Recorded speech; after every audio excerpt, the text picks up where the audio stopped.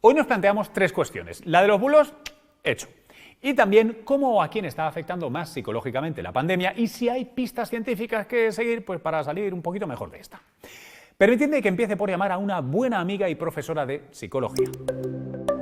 Hola, Carolina. Oye, he leído por ahí que podemos asimilar las fases del confinamiento a las tan famosas fases del duelo. Efectivamente, yo creo que se ha vivido una primera fase, una primera etapa de shock, ¿no? Incluso de negación, en la que sí que hemos observado que mecanismos de minimización que tienen que ver con la negación, esto es igual que una gripe, esto no pasa nada, posiblemente no me pase a mí, solo le pasa a ciertas personas, que no se lavan bien las manos, que no tienen una higiene adecuada, etcétera, ¿no? Después estamos viviendo también una etapa, ahora ya últimamente, más de sintomatología, más de ansiedad y depresión. Ha habido una etapa intermedia de un poco ya de desesperanza, ¿no? Y de rabia, de mucha rabia y mucha irascibilidad, que se ha notado también con esos mecanismos que tenemos, que necesitamos para controlar. Echar culpas, tanto por ejemplo a la cultura china, de decir son los chinos, o por ejemplo está continuamente echando culpas a la gente. ¿Y quién se está viendo más afectado? Sí que se ve que la edad es uno de los factores que puede estar mediando esa sintomatología. De hecho, personas más jóvenes tienen mayor sintomatologías de estrés, de ansiedad y de depresión, y mujeres. Wow. ¿Jóvenes y mujeres? Si son los que menos riesgo tienen de COVID.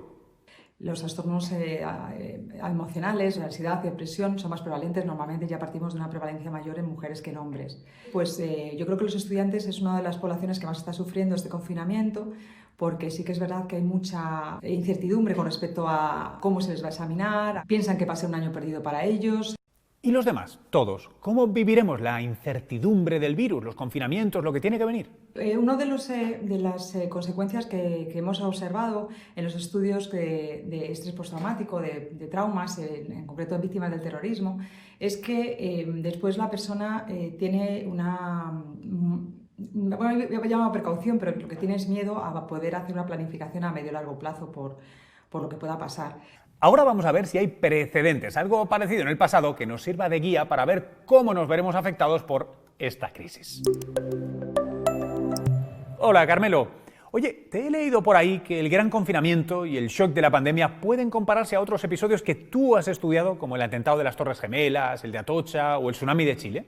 Una de las conclusiones que obtuvimos de ese análisis de víctimas de esa experiencia catastrófica fue que había, digamos, que dos tipos de trayectorias después de la experiencia. Y lo que vimos es que esos dos tipos de trayectorias parecía que era posible predecirlas estadísticamente, matemáticamente, con dos tipos de actitudes mentales.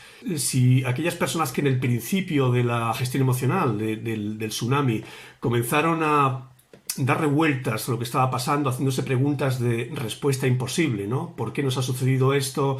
¿Por qué hemos sido merecedores de esta desgracia? Esas preguntas que muchas veces, de un modo rumiativo, incurrimos en ellas, eran personas que normalmente llevaban a una perpetuación de los síntomas de estrés, y por el contrario, aquellas personas que tenían una mentalidad, vamos a decir, más constructiva, más de intentar pensar en aquellas herramientas que nos van a permitir gestionar, parece que eran las que ayudaban a predecir una sensación de crecimiento a pesar del trauma, ¿no?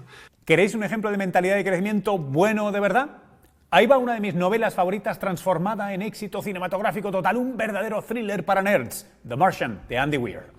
Hay un aspecto fundamental del personaje, un botánico que queda aislado en Marte tras una misión fallida. Y es que no solo se trata de una carta de amor a la ciencia, hay mucha psicología, porque el conocimiento no lo salva, es su actitud lo que lo mantiene con vida.